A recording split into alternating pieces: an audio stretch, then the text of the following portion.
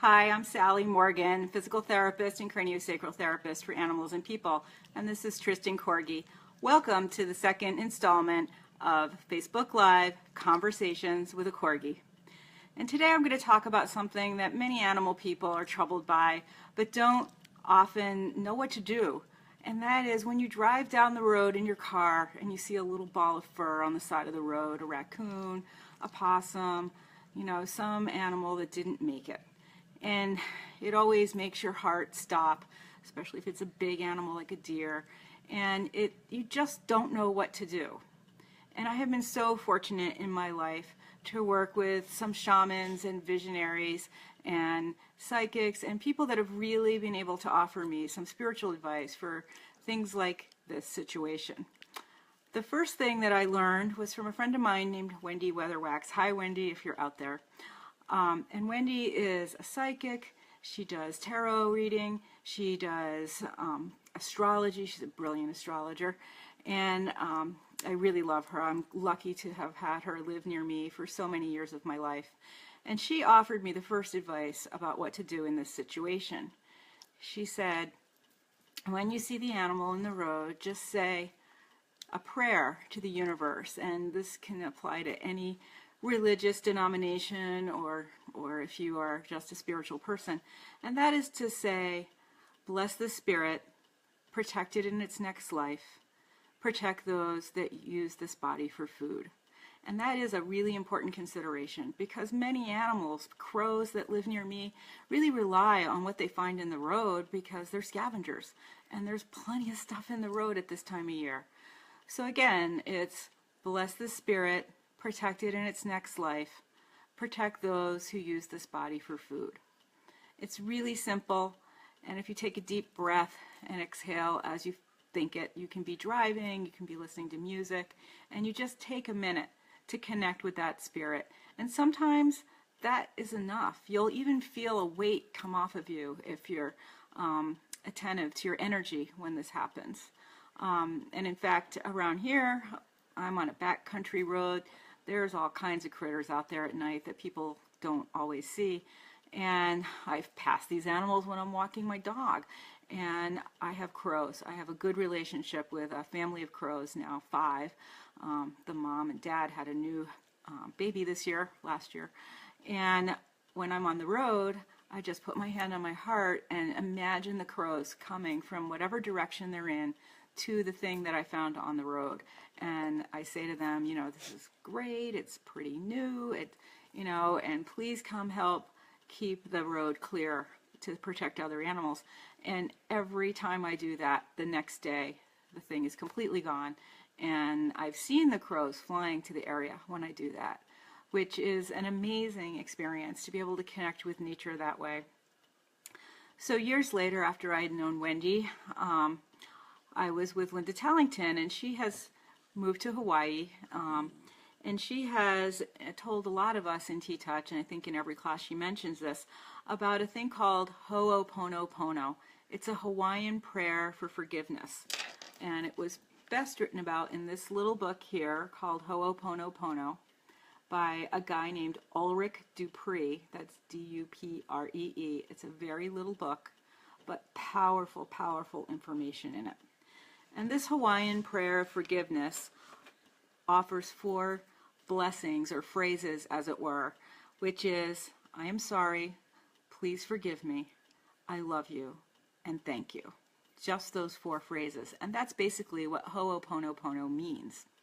So, with this book, it tells the story of a man who was a doctor, who got a job in Hawaii in a criminally psychiatric institution, and they had a very hard time keeping staff there, and they had all kinds of problems, violence, and the people living there were very unhappy and acting out, and it was just a dismal, awful place.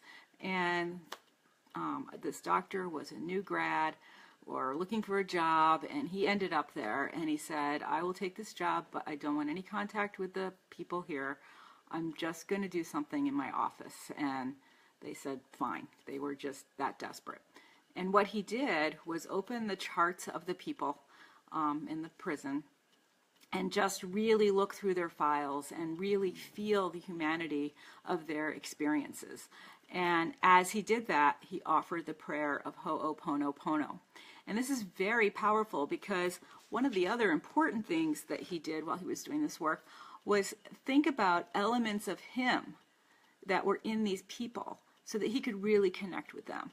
And so when he was, thinking about someone who perhaps had murdered someone, he thought, what part of me is ever going to be that angry or that hurt that I could connect to the ability to murder someone? And so part of the please forgive me is taking responsibility on yourself for what's happened. For instance, when you're driving down the road and you see that animal on the road, please forgive me. Sometimes we've hit an animal that we didn't mean to, or we've been driving too fast and could have hit an animal. So it's really important to be able to connect with the part of you that may have participated in this. So again, that's Ho Oponopono, and the phrases are, I am sorry, please forgive me, I love you, and thank you. And you can also use Ho Oponopono in other situations in your life.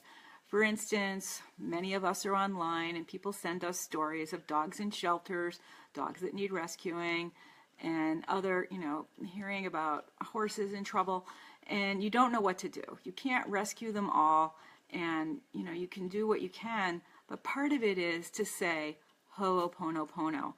Again, that releases some of the negative energy around it. Instead of hating the people and being angry that they've done these terrible things to these animals, anger feeds anger. So you've got to release that cycle in order to make a difference in these animals' lives. And many, many ttouch practitioners are using those phrases, I am sorry, please forgive me, I love you, thank you, which is also Ho Oponopono, to help release the attachment to the negativity and anger that's surrounding these animals that need rescuing. So this is a very, very powerful thing that you can use in your life. You can also use Ho Oponopono when you're angry at a person in your life, or when you don't understand what someone's doing, or many, many times in your day. I used it when I was working in a very difficult situation at a big nursing facility, and I had a very negative coworker, and she created a lot of trouble for everyone else, and everyone's had a job like that. And I learned about Ho Oponopono and started doing Ho Oponopono every time she was doing things that people didn't like, or if I saw her say something mean to a coworker, I would just take a deep breath and think about Ho Oponopono. And remarkably, really within 2 days, I became her best friend. And I made no attempt to go out of my way to interact with her, but she started to confide in me and release some of the anger and issues in her life, the criticism she had received, the desire to succeed, and all the things that had happened to her that kept her from being fully who she wanted to be. So Ho Oponopono can be very, very powerful in every aspect of your life. And again, this book is Ho Oponopono. It's got a lot of O's in it. You can get it on Amazon, and it's by Ulrich Dupree. It's a short book, but it will take you a little while to read it because it requires a lot of self-examination along the way and looking at things in yourself that you need to forgive. And so I have used this prayer often when I'm driving down the road and see an animal in need. And I have to tell you a few stories about that. When I was living in Berkshire County, there was a woman that people knew. She had a very beat up old car, and I never met her, but I saw her car driving away on occasion. And Berkshire County is very rural and very woodsy, and humans have really disrupted a lot of animal habitat out there. And she was famous for driving around with a shovel and helping animals that have been hit off the road and burying them and giving them a proper letting go and forgiving the situation that created the death of the animal.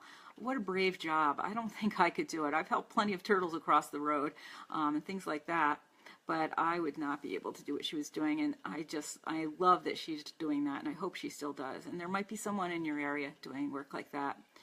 And another time when I was much younger, I wasn't even 20 yet, I was driving home to visit my family for Christmas, And I had pet rabbits then, lovely rabbits. My car was full of rabbits sitting on the seats, sitting in their cage in the back. And I came to a stoplight and I saw a rabbit in the road who was alive and another rabbit next to him who was not quite dead yet.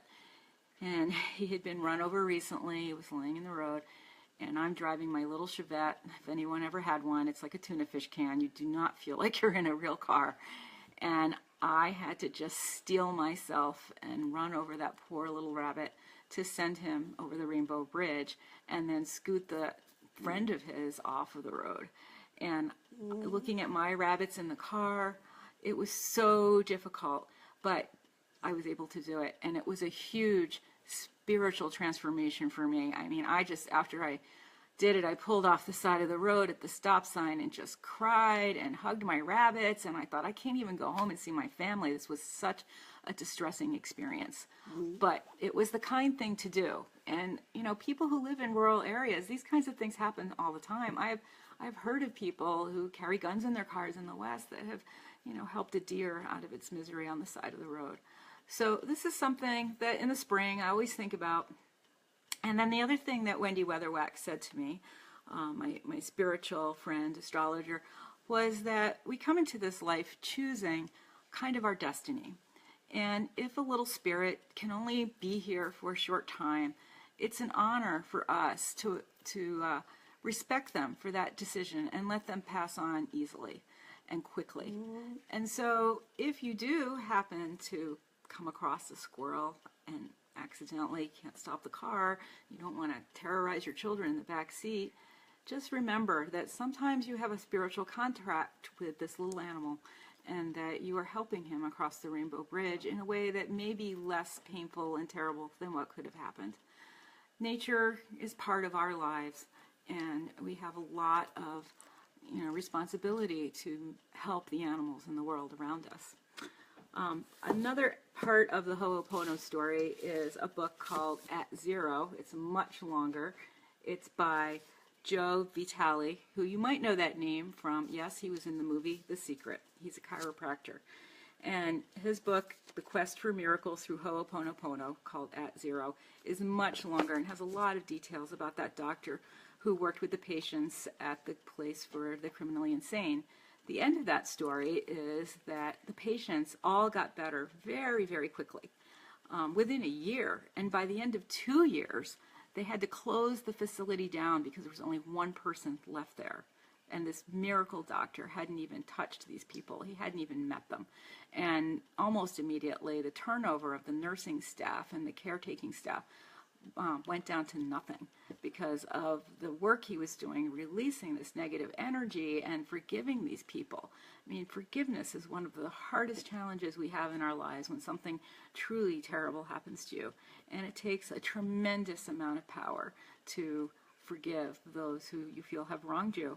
And I really feel like Ho Oponopono is a good way to help you work through something really difficult.